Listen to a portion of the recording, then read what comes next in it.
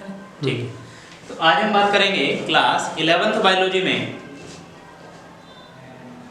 हमारा जो last video में टॉपिक चला था वो चला था जर्मिनेशन, ठीक है। उसी टॉपिक को हम थोड़ा सा आगे और बढ़ा रहे हैं। हमने लास्ट वीडियो में जर्मिनेशन, क्लियर है, ये टॉपिक डिस्कस किया था, ठीक है।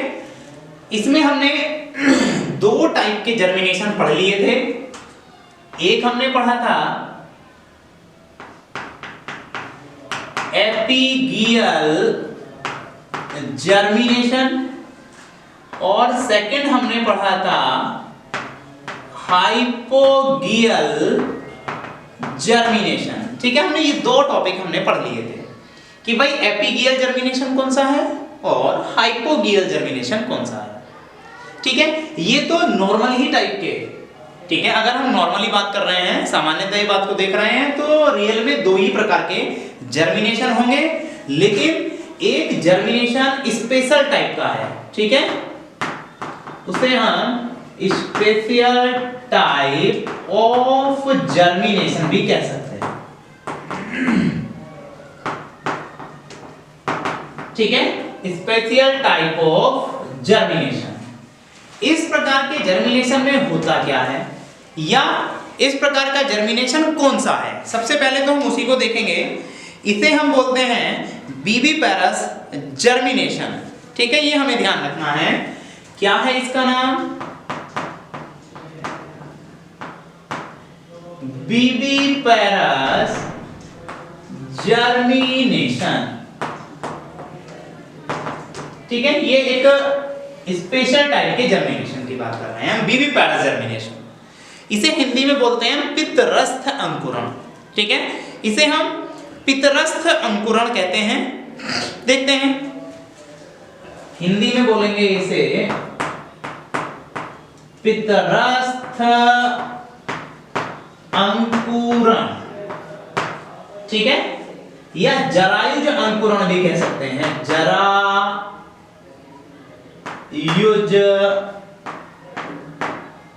अंकुरण, ठीक है। क्या है इसका मतलब, देखो, सामान्यतः हमें ध्यान रखना है, एक प्लांट होता है जिसे हम बोलते हैं मैनग्रोव, ठीक है, मैनग्रोव प्लांट।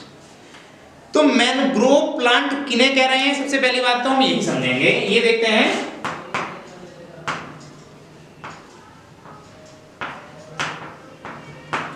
मैनग्रोव प्लांट्स, ठीक है, इनमें ये देखने के लिए मिलेगा हमें बीबीपेरस जर्मिनेशन।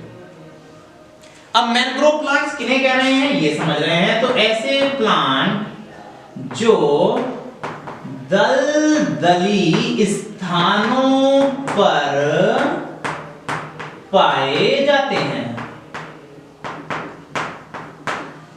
क्लियर है। मैनग्रोव प्लांट कैसे प्लांट हैं, जो दलदली स्थानों पर पाए जाते हैं। उन पौधों के अंदर हमें इस प्रकार का जर्मिनेशन देखने के लिए मिल जाएगा, बीबीपेरस जर्मिनेशन, ठीक है।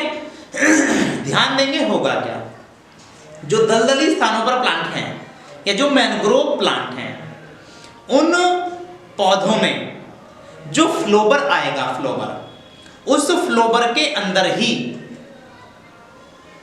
या फ्लोबर पर लगे लगे ही सीड का जर्मिनेशन हो जाता है, ठीक है। नॉर्मली हमने इन दोनों कंडीशन में ये देखा था कि सीड को हम पहले मिट्टी में दबाते थे और उस सीड को ऑप्टिमम, ठीक है, टेम्परेचर या अनुकूलतम तापमान, फिर नमी और ऑक्सीजन, जब ये तीन कंडीशन उसे मिलती थी तो वो जर्मिनेशन कर लेता था मिट्टी के अंदर, ठीक है, और फ्लोबर से अलग होकर, ये वाली बात। जबकि बीबीपेरस जर्मिनेशन में क्या है कि ये मैनग्रोव प्लांट के अंदर होगा और इसमें होता क्या है कि ये पौधे पर जो फूल लगा हुआ है उस फूल पर ही सीड होगा और उस फूल पर लगे लगे ही सीड जर्मिनेशन कर लेता है, और इस प्रकार के जर्मिनेशन को हम बीबीपेरस जर्मिनेशन कहते हैं। क्लियर है, आ रही है इतनी बात समझ में। जैसे मैनग्रोव प्लांट में होगा, मैनग्रोव प्लांट तो एक ग्रुप है जो दलदल में पाए जा रहे हैं, इनके एग्जाम्पल क्या होंगे, तो एग्जाम्पल में हम लिख सकते हैं जैसे राइजोफोरा, ठीक है, ये एक एग्जाम्पल है राइजोफोरा, ठीक है। सीरियोप्स, पहला हम लिखता हूं राइजोफोरा, हमें देखने के लिए मिल जाएगा ये राइजोफोरा में, इसमें हमें ये देखने के लिए मिल जाएगा। सीरियोप्स में देखने के लिए मिल जाएगा, सीरियोप्स में देखते हैं, ठीक है, ये भी इसका एग्जाम्पल है। और एक एग्जाम्पल दिया है इसका एबीसीनिया, ठीक है, एबीसीनिया, एबीसीनिया, ठीक है। इन तीनों पौधों के अंदर हमें ये बीबीपेरस टाइप का जर्मिनेशन देखने के लिए मिल जाएगा, और इन पौधों को ही हम एक कॉमन नेम मैनग्रोव प्लांट्स के नाम से जानते हैं, ठीक है। तो हमने ये 3 प्रकार के जर्मिनेशन देख लिए हैं, एपिगियल, हाइपोगियल जर्मिनेशन, और थर्ड है बीबीपेरस जर्मिनेशन, ठीक है। ये नॉर्मली टाइप नहीं है, ये स्पेशल टाइप जर्मिनेशन है, ठीक है। अंतर दोनों में क्या है कि ये जो जर्मिनेशन है वो सॉइल या मिट्टी के अंदर होता है, और फ्लोवर से सीड जब अलग हो जाता है तभी ये दोनों होते हैं। बीबीपेरस में होता क्या है कि इस प्रकार का जर्मिनेशन फ्लोवर पर ही, ठीक है, लगे लगे सीड में होता है, ये हमें ध्यान रखना। चलो अब हम एक तीसरी कंडीशन देख रहे हैं कि भाई जो बीज है उसके अंकुरण के लिए जो आवश्यक परिस्थितियां होंगी वो क्या क्या चीज होंगी, ठीक है। कौन कौन सी कंडीशन ऐसी हैं जो बीज के जर्मिनेशन के लिए चाहिए सीड बीज को, ठीक है, यानी कि conditions necessary for germination of seed, ये हम देखने वाले हैं, ठीक है। बीज के अंकुरण के लिए आवश्यक परिस्थितियां देखते हैं। कंडीशन,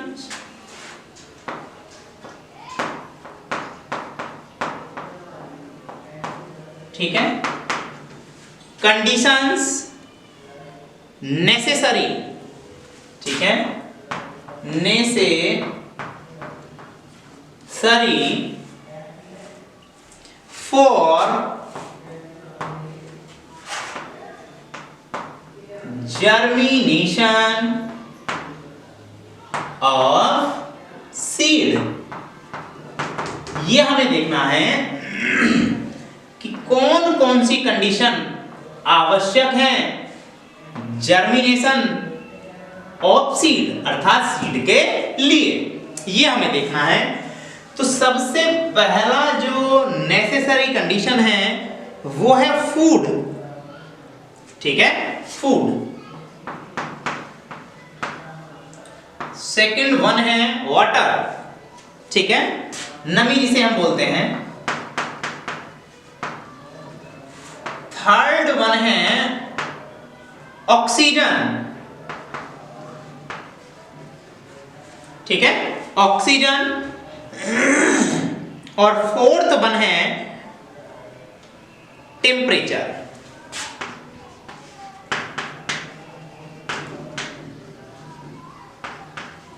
ठीक है। अगर ये 3-4 कंडीशन सीड को मिल जा रही है, ठीक है, तो वो सीड बहुत आसानी के साथ जर्मिनेट कर जाता है, ठीक है।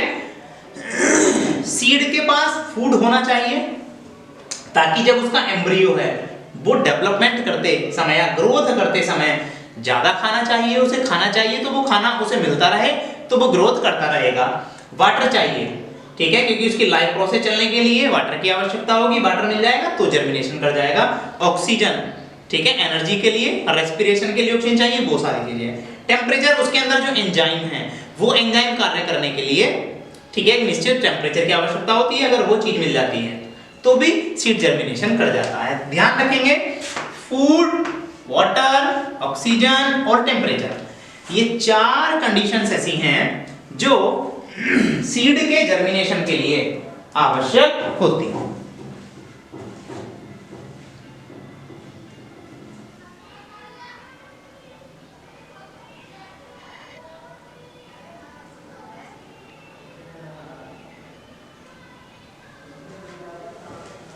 आगे देख रहे हैं हम,